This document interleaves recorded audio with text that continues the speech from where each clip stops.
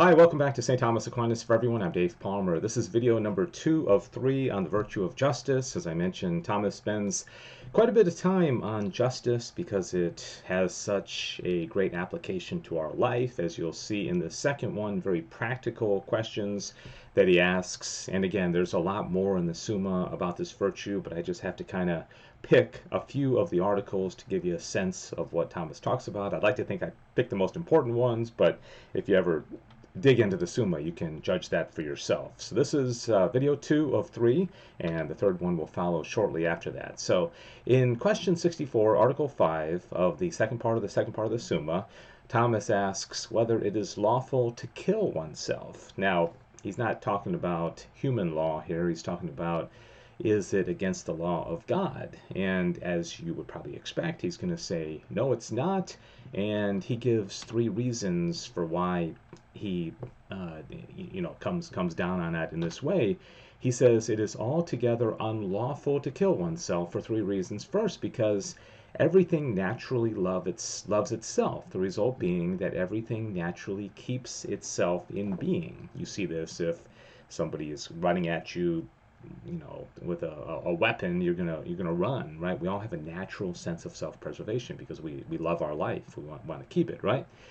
And resist corruptions as far as it can. Wherefore, suicide is contrary to the inclination of nature and to charity, whereby every man should love himself. Hence, suicide is always a mortal sin, as being contrary to the natural law and to charity. Now, since the 13th century, the Church has clarified this a bit, saying that we don't know the state of a person's soul when they kill themselves, so they have left open the possibility, or because of the kind of duress, or we just don't know what's going on in their head, right? Or if they're really thinking this through, and so it does not mean that every single person who commits suicide is in hell. That's at least the current church teaching on this, okay?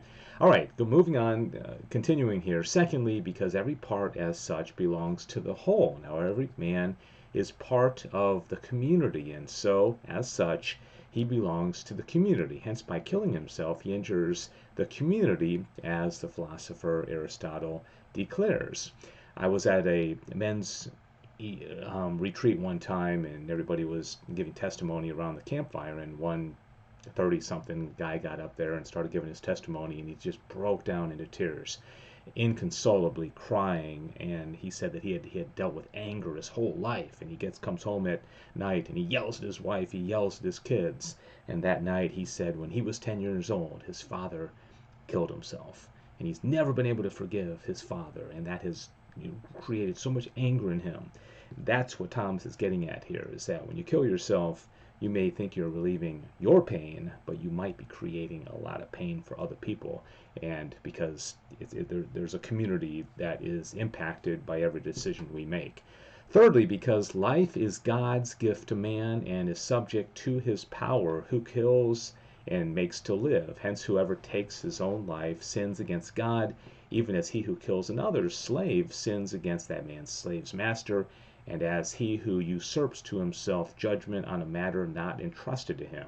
For it belongs to God alone to pronounce sentence of death and life, according to Deuteronomy 32:39, I will kill and make to live. So our lives are in God's hands ultimately. It's not our decision when we begin, certainly, and when we end as well. Okay, so same thing can be said about abortion. It's not our decision to decide who lives and who dies, right? That child has come into existence, and so they deserve to live.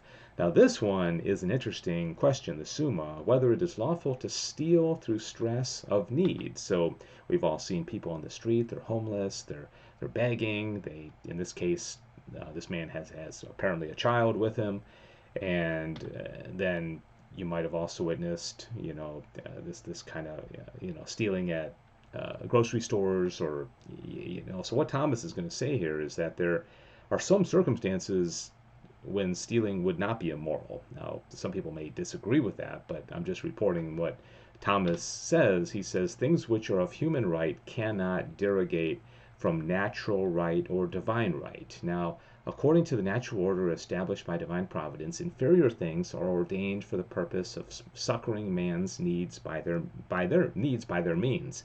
Wherefore the division and appropriation of things which are based on human law do not preclude the fact that man's needs have to be remedied by means of these very things. Hence, whatever certain people have in superabundance is due by natural law to the purpose of succoring the poor. Interesting, right? He's saying that we have chickens and cows and tomato plants and apple trees in order to provide for us, right? That's the purpose of these things, right? And so he's saying those who have superabundance have an obligation to help the poor. Since, however, there are many who are in need, while it is impossible for all to be succored by means of the same thing, each one is entrusted with the stewardship of his own things, so that out of them he may come to the aid of those who are in need. Nevertheless, if the need be so manifest and urgent that it is evident that the present need must be remedied by whatever means be at hand, for instance, when a person is in some imminent danger and there is no other possible remedy, then it is lawful for a man to succor his own need by means of another's property, by taking it either openly or secretly. Nor is this, properly speaking, theft or robbery. Isn't that interesting? Thomas is saying that. Now, this doesn't mean you can go steal a Rolex or steal, a big screen TV, because that's not a need. I think what he's saying is that if your family's starving to death, and you don't have any other way of getting it, you can steal food. You can steal, life-saving medicine. That's what Thomas said. You may not agree with it, but that's what he's saying here. All right, here's another interesting one. Question 110.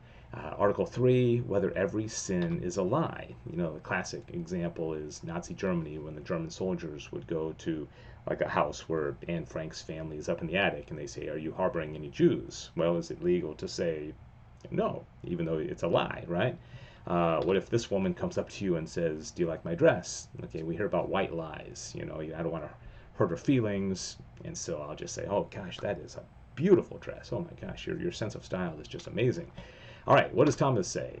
An action that is naturally evil in respect of its genius can be by no means be good and lawful, since in order for an action to be good, it must be right in every respect, because good results from a complete cause, while evil results from any single defect, as Dionysius asserts. Now, a lie is evil in respect of its genus, since it is an action bearing an undue matter. For as words are naturally signs of intellectual acts, remember we learned that? It is unnatural and undue for anyone to signify by words something that is not in his mind. Hence, the philosopher says that lying is in itself evil and to be shunned, while truthfulness is good and worthy of praise. Therefore, every lie is a sin, as Augustine declares. So he quoted Dionysius, he quoted Aristotle, he quoted Augustine. So according to Thomas, this woman comes up to you and says, "Do you like my dress?" You would have to say no, okay? Or in the other example I gave, or somebody comes to your door, a telemarketer calls and says, is your mom home? And she didn't want to talk to the guy, and you have to say, yes, she is, but she doesn't want to talk to you right now, rather than saying, no, she's not home, right? Okay, so that's that. And finally, whether the precepts of the Decalogue are precepts of justice. All right, you probably have memorized the precepts of the Decalogue, the 10 Commandments, right? Here they are, in case you don't know them. And he says the precepts of the Decalogue are the first principles of the law, and the natural reason assents to them at once as to principles that are most evident. Now it is altogether evident that the notion of duty, which is essential to a precept, appears in justice, which is one towards another, because in those matters that relate to himself, it would seem at a glance that a man is master of himself, and that he may do as he likes, whereas in matters that refer to another, it appears manifestly that a man is under obligation to render to another what is his due. That's the definition of justice, right? Hence, the precepts of the Decalogue must needs pertain to justice, wherefore the first 3 precepts are about acts of religion, that has to do with God, right?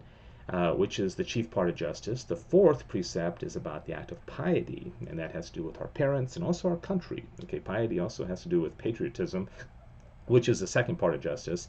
And the 6 remaining ones are about justice, commonly so called, which is observed among equals. Do not murder, do not steal, do not bear false witness, do not commit adultery. These all have to do with our fellow man, right? So the 10 Commandments don't really have a lot to do with ourselves. They're not about temperance. They're not about fortitude. They're about justice. Isn't that interesting? You may not have thought about that before. All 10 of them, according to St. Thomas Aquinas. All right, that does it. That's the second of 3 videos on justice. Hope you enjoyed it. Make sure you like, comment, and let me know what you think. If you have any questions, maybe some of those you don't agree with Thomas, which we're certainly allowed to. He's not infallible, right? Okay, thanks so much. I'm Dave Palmer. This is St. Thomas Aquinas for everyone.